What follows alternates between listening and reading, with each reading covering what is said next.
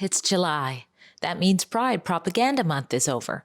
And if you're a parent, you might be thinking that means at least for a couple of months, your children will get a summer break from state school sexualization under the guise of inclusivity, right? Wrong. At least not for parents of students enrolled in one British Columbian school district that's gone as far as to promote that their children not only attend the Vancouver Adult Pride Parade, but participate in it. Let's talk about it. It's not even coming from the LGBTQ community. And there's a lot of nudity and explicit sexual content at the Pride Parade and at the downtown celebrations at that time. So why did they think it would be appropriate to have children there or to give them a special invitation to such an event? I'm very, very surprised to see a CSF organize something and in the end, they refuse to take the responsibility of what's happening. Drea Humphrey here with Rebel News, and recently at our special website called StopClassroomGrooming.com, I brought you a shocking report about the Souk, BC school district prepping children as young as 5 years old to partake in a child pride parade, while some parents were left in the dark and others were told that their child couldn't come to school for the day unless they participated. Today, I bring you another report similar in nature, which sheds light on the concerns some parents and educators connected to students enrolled with BC's Conseil Scolaire Francophone School District 93 have, and have bravely shared with me. You see, during a time where districts are tasked with all the many things involved in ensuring the proper closure of the current school year and the smooth transition into the next, the CSF school district, which oversees all French-speaking schools in BC, managed to prioritize the promotion of and invitation to participate in the 2024 Vancouver Pride Parade, which takes place in August 4th when school is not even in session. Now, I've translated the following excerpts from the invitation to CSF's procession at the parade, which includes inviting children to hold banners and hold flags and wear t-shirts during the sex parade. It says the invitation is open to anyone from the CSF community: students, family, staff members, alumni, and partners. All participation is voluntary, and by completing the form, each participant authorizes and is aware that visual, audio, or video recordings of them may be made or shared publicly.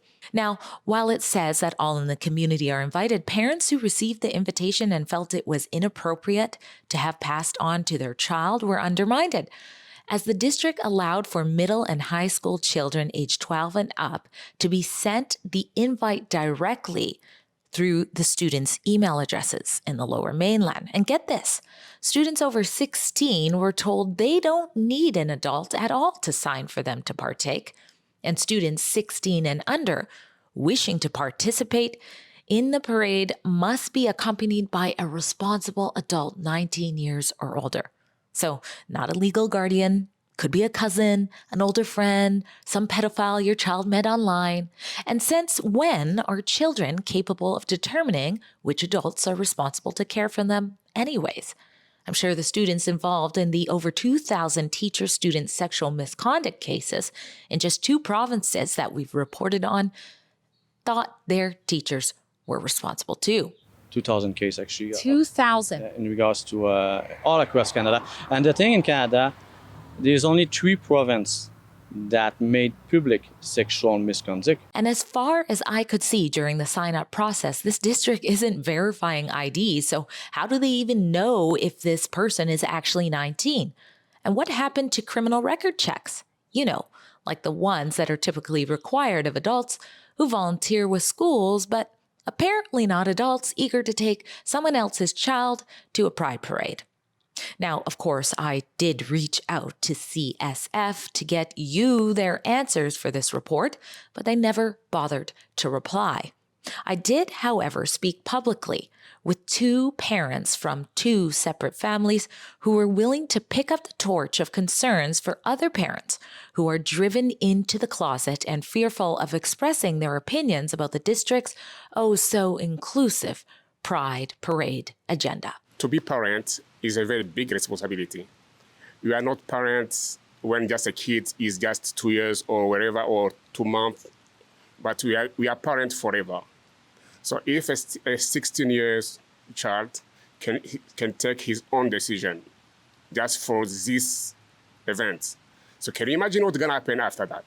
So you're gonna keep taking any kind of decision in parent houses. So the 16 years child, if you see all activities has been organized by school, they send us the parent consent form at school itself.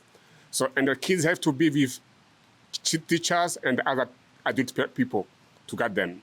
But after school, the school doesn't want parents to be involved in child life, which is not normal. There's actually a lot of parents that want to speak out, but they're afraid to because they don't want to be labeled as a bigot or have their child be treated differently because they spoke out, right? And I just want to make it clear that we're not against the school. We love the school. Our kids love going to the school. The teachers are amazing. The staff is kind. They're caring. They take care of the children. So we're not against the school, and we're not against inclusivity. This is obviously coming from above the school, because when we ask the school for answers, they don't have answers, or it's almost like their hands are tied or their tongue's tied, like they're not allowed to give answers. So it's curious, who is this coming from? The district? Who is making these decisions at the district? It's a good question. Who exactly is pushing the celebration of sexuality without parental consent to the district's Lower Mainland schools? According to the invitation and sign up from the district, it attributes the Equity and Anti-Racism Team, which, by the way, right here in black and white confirms they push sex activism because they define pride as fighting the LGBTQ plus rights, honoring oppressive histories, and celebrating queerness in its many forms. All while not celebrating cis straight folks, because cis straight folks do not have the same histories and struggles that stem from their gender sexuality as the alphabet folks do. You mean like not getting special scholarships and job opportunities and painted crosswalks and school clubs and flags on every corner, or biological advantages into women's sports, or, if you go by the Trudeau government, a whole entire season dedicated to them, in addition to the 20 plus days already called to celebrate the same thing. Oh yeah, I see where the oppression is. And I'm sure those who are heterosexual, cisgender students that don't cave under the pressure to be an ally or be irrelevant, I'm sure they see it too. And of course, the district also thanks the members of the SOGI committee and SOGI leaders in the school, along with the volunteers, for making this project possible. In case you don't know what SOGI 123 is, it's Western Canada's sexual orientation gender identity program that's paved the way for sexually explicit books like the ones you're seeing on the screen, which we have to blur out, including this one, which clearly looks like an adult male engaging in a sexual act with a minor boy. Well, SOGI 123 has deemed those as inclusive learning resources for your child's school libraries. Now, showing children sexual activities and images, including pornography, has long been recognized as a form of non-contact child sexual abuse. But hey, slap a state-funded diversity and inclusion sticker on it and suddenly it's righteous, right? No, it's not. And speaking of children being exposed to things they shouldn't be, let's talk about some of the many sights that are often seen at predominantly adult pride parades, which is what the Vancouver Pride Parade typically is. Will participants be bearing it all like they have before in the past? Just from firsthand experience, I know that the Gay Pride Parade is not for children. I used to live downtown, and I have many gay friends, by the way, who are also outraged at the way that the children are being targeted this way. So it's not even coming from the LGBTQ community. And there's a lot of nudity and explicit sexual content at the Pride Parade and at the downtown celebrations at that time. So why did they think it would be appropriate to have children there or to give them a special invitation to such an event? I'm very, very surprised to see a CSF organize something, and the end, they refuse to take the responsibility of what's happening. Asking CSF authority to investigate to see what really happened, because it's not normal that all parents have to receive email for those kind of activities without the consent of parents. So it's just to set up to get our email data, our phone numbers, so we can be in CSF data for those organizations. So we don't like that. Another fair point. The application does mine students' data, including asking children to fill in their preferred pronouns and gender. And remember, at the start of this report, it tells the applicants that they can't complete the application without consenting to the possibility that their image and liking may be captured. But hey, if your child gets caught up in a video that will be available for the world to see for, I don't know, forever, besides some lewd adult expressing themselves, don't get mad at the district for endorsing the circumstances that led up to that point, because they let the students and family know that they don't participate in the organization or programming of the Pride Parade in Vancouver in general, so it's not their responsibility. They're not responsible for the content and the broadcast.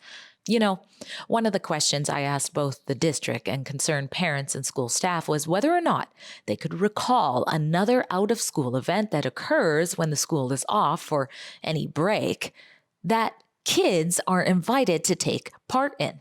Crickets from the district. But the others told me they could not think of that happening with anything else. Not Canada Day, not Remembrance Day when it falls on the weekend, nada. Just Pride. You'd think the progressive left cheering on such initiatives would have learned a thing or two from state-funded residential schools. Yet we have Canadian ministers of education like New Brunswick's former Dominic Cardy telling concerned parents that children belong to the state. It's our children, not yours. They are our provinces. Doesn't matter. They're not provinces. What I'm looking forward to is watching your political directive be utterly annihilated in the election coming up in a few weeks. And who could forget NDP MP Randall Garrison completely ignoring Canadian legal precedents for parental rights while telling parents concerned about their children being sexualized in schools the following. Do you view this as a parental rights issue at all? Well, I'd like to say, first of all, there's no such thing as parental rights. In Canada, there are parental responsibilities.